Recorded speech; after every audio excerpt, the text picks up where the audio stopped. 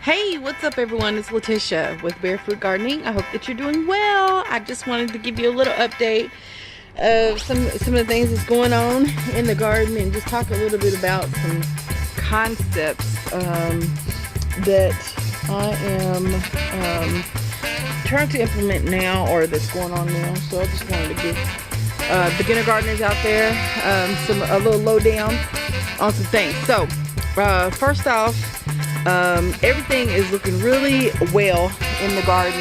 This little big girl farmer's little garden space, she planted some radishes, and that's dinosaur kale in the back that we're probably going to end up moving because I think it's going to get too big for her container. And I may just put it around here because that's dinosaur kale, so I may put another there. That's dill, and then that's dinosaur kale. Put another dinosaur there. And hold on, I'm going to sneeze. Blasphemy, sorry. But yeah, so we'll probably move that out of there so we can plant some other things. She also planted some peas on that back trellis, and I think I see one sticking out right there. So I may put that back in. But it's rained. It rained today, it rained yesterday, it rained the night before last. So we've gotten plenty of rain, and you know what? I really do think the trees, the plants, the flowers love rainwater. I just feel like you know, it's like the best. It's like medicine to our plants. So I'm excited when it rains. Number one, we don't have to water, so I don't have to come out here and water. Number two, it's just fresh, clean water sent from heaven, and I love that. I planted some marigolds here, so they're starting to come up. I just wanted another place to get them started, and so I got some started. There's another one right there. In the compost pile here, I think I'm going to move this because I want to use this space to plant some other things. But so eventually I'm going to move this compost pile.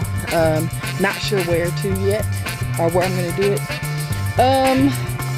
But let's walk over here. I got some, you know, everything going on in the containers here. Everything's looking good. Got some things coming up. My tomatoes are finally coming up.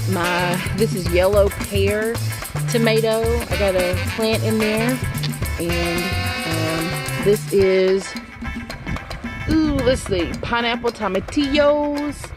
I got a couple plants in there, so I'm excited. Everything's starting to come up. Here is some persimmon tomatoes coming up, and let's see, here's one ancho chili pepper coming up there. I'm excited. So my tomatoes and my peppers are starting to come out finally. And you know what, all this time, here's the tiny Tim and eggplants. So it looks like, ooh, I got some tiny Tims coming up. I don't see the eggplants coming up yet, but the tiny Tim are definitely in there. And what is this? What is this?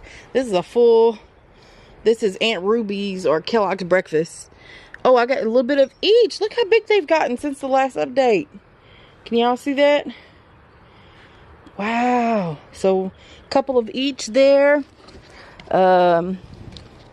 But yeah, I just really feel like our plants just love the rainwater. So I'm going to actually come up with a game plan on how to collect rainwater. I've seen, you know, I've watched a lot of videos, but I just don't know what's going to work for me right now. I do have a gutter system, so I was considering that, but I don't know. I don't know what I want to do. But look how beautiful these peas are right now. Look at those. I have thinned a bit, but it looks like I'm going to have to thin again because there's 2 plants there. And all thinning means, beginning gardeners, is that you don't want your plants to be too crowded. You want to give them room to grow. So I may just pull one of these out, and it really stinks, especially when they get to the sides when you thin, because you feel like you're throwing away a plant, and you kind of are. So it's really preferred that you thin them when they're at this stage, and it still doesn't feel good, but you don't feel as bad, I guess. So this little 5-gallon smart pot is full of beets, carrots, and radishes. And so I'm gonna have to thin. You see how everything's so jumbled together here? There's not gonna be enough room for the carrot or beet or whatever it is to grow. And so you need to just kind of take them out. And all you need to do is grab it like this and pull it out, because they're that small. They're at such a small stage. So I'm just gonna grab one and pull it out. You can also take some scissors and clip the stem, the leaves off the stem, and that will suffice as well. Here I got, you know, I don't know what's right here, but you know, it might be a lettuce seed, but it's too close to this one, so I'm just gonna go ahead and pull that one out as well. Some people tell you not to pull them out because they don't want you to mess up the root system. Here they're too big, so I think I would take a pair of scissors. That way I don't disturb the root system of the other plant. Does that make sense? Okay. All right, so, but yeah, the rainwater has been great. Again, I don't have to water because it rained, so that's always a relief. The other concept, not just using the rainwater to help, but you know, it takes time for your plants to harden off.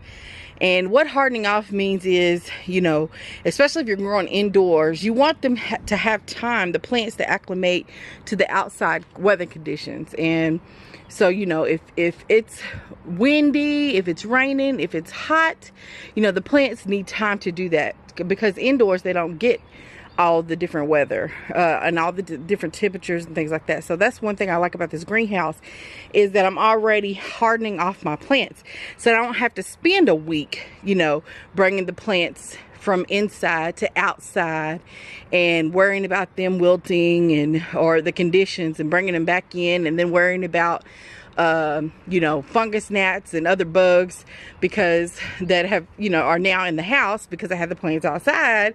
And I'm not saying all this to like put a damper on indoor gardening, because I love that you can start your plants inside, but it's just things to consider. Okay. And so if you have a little space like a greenhouse or something outside where your plants can be protected, maybe a hoop house or a low tunnel, there's all kinds of different things you can use, but your plants can be protected from the frost, because we're not past our frost date yet here in zone 6B, but can also receive sunshine and a little bit of protection from the cold. You are golden, because you're going to be hard. I have to lift this thing up or it's going to be too hot in here. Right now it says it's 80 degrees. It's about 60, I think it says 67 degrees when I came outside. In here now, and it's probably up here is 80 degrees, but down here definitely isn't.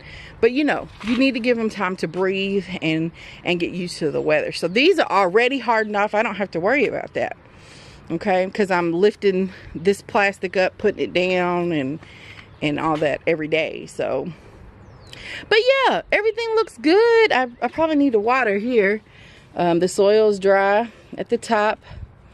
If I put my finger down a little bit further, it's not very, it's darker, but and it's a little damp, but it's probably time to water. Here looks good. I don't even think I have seeds on this row right here. But yeah, so I hope everybody's doing well. I hope your gardening is going well so far. It's so exciting to get closer and closer to this last frost date. Again, it's a prediction. Frost dates are a prediction. So when you go to Almanac, the Farmer's Almanac or any other website to find out what zone you're in, and the last frost date, that's important, because you know, tomatoes and peppers don't do well when the frost hit them. They'll die. Okay. Peas, cabbages, lettuces, things like that can recover from a frost, if not even do better when it's frost. Carrots, radishes, you know, things like that are pretty okay when the frost happens. But I just wanted to give y'all a little update. I know I've talked a whole bunch. Thank you all for listening and watching. I hope something I said helps. I love y'all, and I'll talk to you later. Bye-bye.